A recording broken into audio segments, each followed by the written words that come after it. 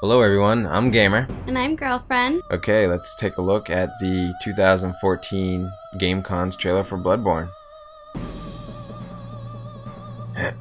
Sony Computer Entertainment logo, Japan Studio, because it's being cross-developed with From Software, just like Demon Souls. Here we have a beast, possible boss maybe. It's giant baddie, that's all we know. This guy is pimping and his This guy right here. Yeah, the voice sounds like Crespro. Like, do you agree? Yeah. It sounds like the same voice actor as Crespro. I don't know if the guy in the rocking chair is the person narrating or what. What is that he's holding? It's like, it looks like some kind of like catalyst. Yeah, it really does look like a catalyst.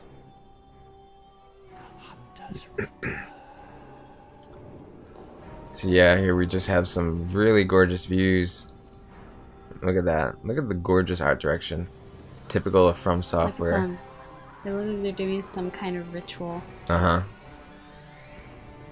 And coming up here at the 1 minute mark, we have the Switchblade, which, you know, weapon being able to change and alternate their designs is a very important part of Bloodborne, apparently. Apparently there's going to be some type of combo system. I don't know how exactly, but weapons are going to be customizable like this, and they're going to be able to transform and stuff. But that's old news. These guys, let me rewind right here. Yeah, I'm going to talk about him in a minute. These guys right here, they seem to be like the dredgelings of Bloodborne. They're just basically infected townsfolk. They have Look at the fire. There's like bones. Yeah. Very observant. Yeah. But what's really interesting here is this sidestep. This has been really like bugging me for a little bit because it's not a roll dodge. So I don't know, is this... He's like dashing. Yeah, it reminds me of like in God of War where you just like flick the right stick to like dodge in the direction you wanted to dodge. Now I know they're not going this route with this game because this isn't a hack and slash. But I don't know. I don't know if this is like what a dodge looks like with the B button or the circle button, and it's just no longer a roll. We see later on that the protagonist, the player character, does roll in a typical fashion, frontwards and backwards. I have not seen any of the footage of him side dodging, so I don't know what's up with this.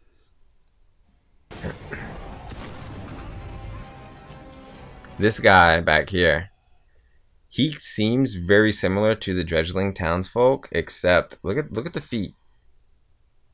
Looks very beast-like. I don't...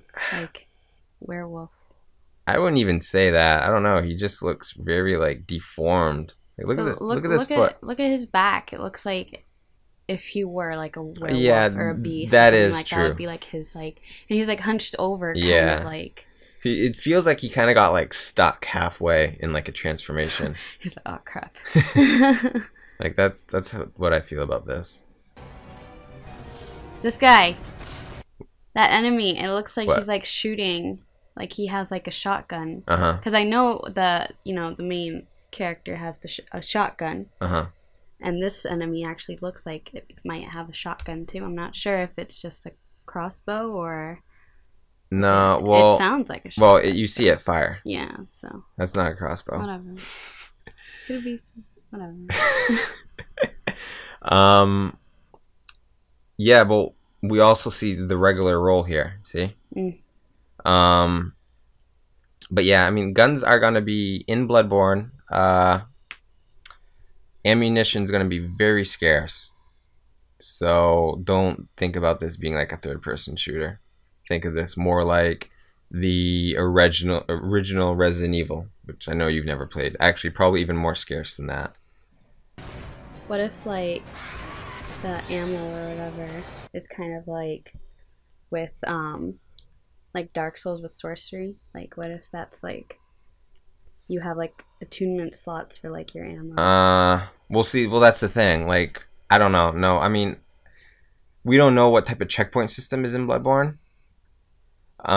So we don't know if there's gonna be. I mean, I don't think there's gonna be a bonfire, obviously, and I don't see ammo replenishing at a bonfire because in Dark Souls, like your soul arrow and whatnot, it's an art. It's an art. It's a part of your soul.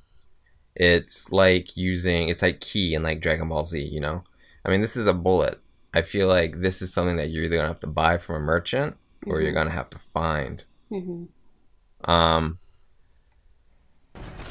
Right here, I see some of the best like character designs ever for like enemy crows and werewolves. Like they're kind of like stereotypical, these werewolves. This is so creepy. But look at it. Look at his face. Look into those eyes. And also very important to note here, a lot of people have been talking about this, is the scythe transformation here. Look at this. He takes his blade and he plugs it into the back of his little pole, his little bamboo shoot pole, and then it unfolds outward, and now he has a full-blown scythe. Oh look, there's his shotgun. Yeah, there's a shotgun on his back. And this right here seems to be some type of critical attack. Maybe a parry riposte. I don't know. Can't really tell. Like, okay, he has the shotgun in the left hand. What I think he's doing is I think he uses the shotgun to stun him. And then he might go in with his scythe for like the final blow. What does that look like to you? Blood. Okay, yeah, I agree with you there. Very gory. This looks like a big guy. Like, I'm surprised you can even critical him. And he's got this fucking, like... Look at his face. The pain. Oh, no. So, when this was playing really fast, it looked like he had a type of hammer. But now that I'm looking at it broken down, it looks like he just has a fucking giant block. And he's just holding it with his hand. Isn't this the same enemy from the other footage with the tombstone? The guy that's, like, holding the tombstone? It might be. I don't remember off the top of my head. It's a very similar character nonetheless. If it's not the same exact, it's similar type. This right here seems to be significant. We see some form of transformation. I don't know if this is the player character or if this is an enemy. I'm hoping it's an enemy because, I don't know, I feel like your character transforming into like some beast doesn't really fit in the Souls games. I mean, you don't really transform. I mean, you know what? I don't even know why I'm calling the Souls games because this isn't a Souls game. Like, I need to just put that out there. This is not a spiritual successor to the Souls games. It has some similar mechanics as in the fact that it's an action RPG. Sister? What? What? What did you even say? Nothing. But yeah, this just doesn't seem very Miyazaki-like. Like, I feel this could be like a intro to a boss, like a boss cutscene. I don't know what's on his back. It looks like almost like some type of parasite, maybe a spider. Like, I don't know. Or a rope. A rope? Maybe. But regardless, we see the player character fighting this boss right here. I'm thinking this is probably the guy, and he transformed into this. What do you think? I don't know. I mean, how would you get from like down in that bottom area or like underground area and all of a sudden up onto the bridge? Well, unless it's like later. I don't know. Yeah, we don't know the context. I mean, maybe this is like a recurring thing. Maybe different characters transform into different beasts, and we see a character transforming into a beast in the graveyard. I mean, look, when he transforms right here, Super Saiyan. We can't really make it out. This does kind of look similar in size, at least, to this. Maybe this was a different guy that transformed into a beast. And we don't really know anything yet. We still don't. The game is like gonna be out in like 6 months, and we still really don't know much of anything. But you know, that's typical for Miyazaki. I'm sure the game will be in our hands and we still won't know that much about it. Really epic boss design. I honestly get like a flame lurker type vibe from this guy. I really do. I know you don't know who that is because you haven't played Demon Souls yet. Right here we see the player character getting hit, but he's not getting stunned. He just gets knocked back, but he instantly recovers from it. I don't know how the poise system is going to work out. I don't know if there is a poise system. We haven't seen much in the line of different armor in the game. We have seen slight variety in weapons, but for the most part, people are just wearing their trench coats. So we really don't know much about that either. Here we see a grab attack by the presumable boss. And try to look at this design here. What is this? Is this like a type of horn, yeah? Probably. And this looks like his ear. This is where his eyes should be, and this is his mouth and his snout. His snout, yeah. His little hands. His little His big little hands. hands. His little big hands. About ready to smash the Look player at them character nails. into oblivion. Yeah, they're longer than yours. This might be the most important scene in the trailer. So let's just rewind this here. Here we see someone, looks to be male, sitting in a wheelchair. He kind of resembles Dark Diver Grandal from Dark Souls 2. I know you don't know who that is because you haven't played Dark Souls 2 either. Yet. I mean, I'm just saying this because that guy's sitting in a wheelchair, and this guy's sitting in a wheelchair. And we also see this seems to be female, yes? I mean, look, it's a dress, yeah?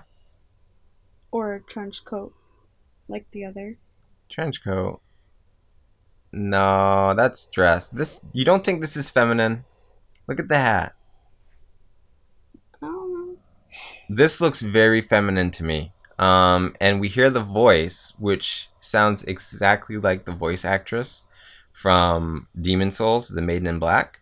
And so the nightly hunt. I feel that this is her talking. Do not know the significance of her whatsoever. Don't know the significance of anything or this scene. There appears to be some type of mausoleum burning in the background. I don't know. Maybe the scale of it's off. That's probably like way off in the distance, and it looks really close. I know the moon looks really close. It's huge. And here we have the Bloodborne logo. So yeah, that's about it for this trailer. I guess now we gotta wait. Maybe we'll get more info at TGS.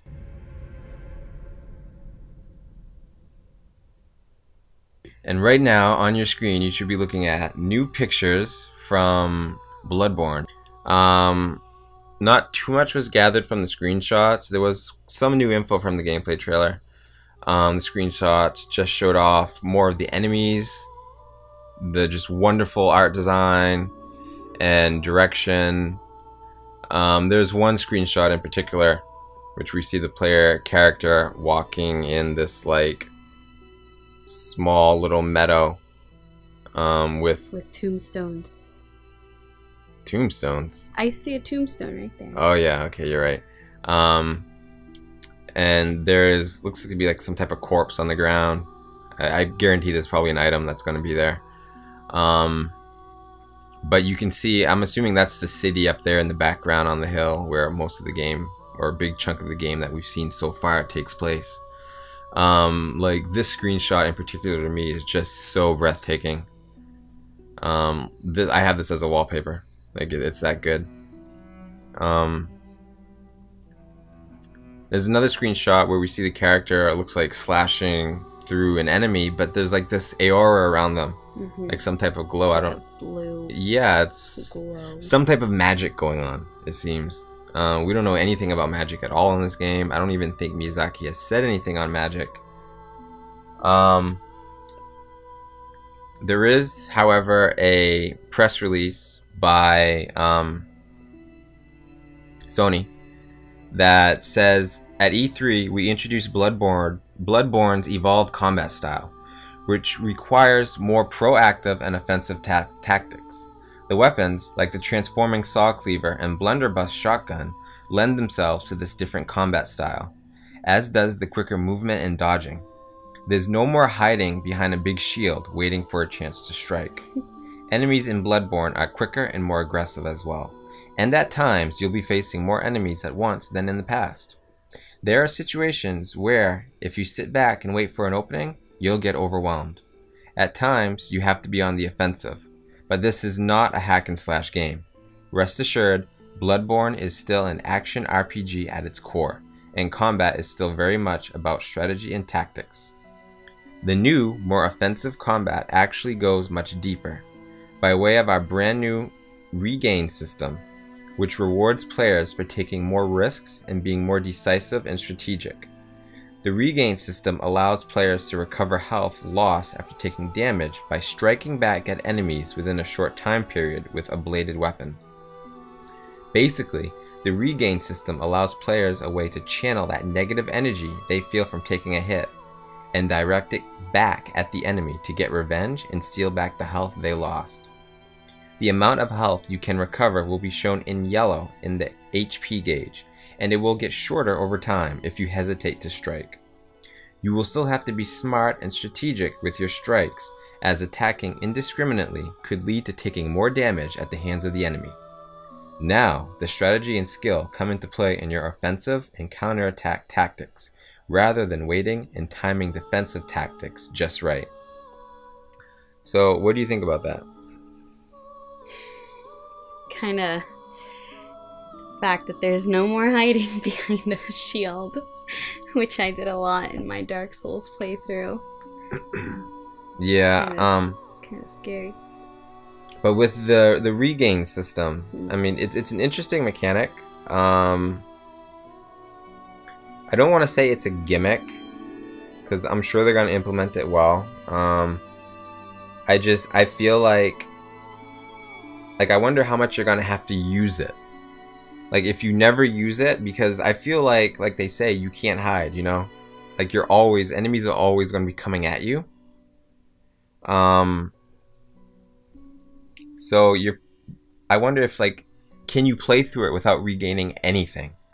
Or will you just get slaughtered? Like, is it just not enough, I guess, whatever is going to be the form of Estus? Is there not enough Estus or life gems in the game to replenish your health that you're really going to need to use the regain system to gain back some health? Otherwise, you're just going to be overwhelmed. Like, I wonder how much they're really going to implement it. I know in Dark Souls 2, you know, they were doing the whole darkness thing where you really needed torches to light your way, and we all know how that turned out. Well, I don't know if you do because you haven't played Dark Souls 2 yet. But in the end, you know, they really didn't use it that much. In most of the areas, you don't even need a torch. So this is interesting. I'm really hoping to see more footage of the game being played on the show floor at Gamescom, and maybe we can see an example of this firsthand. Maybe that picture that we mentioned with the blue Aora, maybe this actually is part of the regain system. Because, I mean, they're striking him back. There's a lot of blood. Yeah. So, that's my assumption. But nothing's concrete for now. Okay, so that's about all we have for now as far as the news out of Gamescom. If there's more news coming out tomorrow with the gameplay on the show floor, we'll definitely make another video. But for now, that's it. So thank you guys for watching. Feel free to comment and let us know what you think about all this. Has this changed your feelings on Bloodborne at all? Are you even more hyped now like I am? I know I have a hard time making these videos because I just really want to fangirl over this. So it's really hard for me to just be objective and analytical about it. But okay, thanks again for watching, guys. And so stay tuned for more Bloodborne and Dark Souls coverage. Keep it fresh. Bye!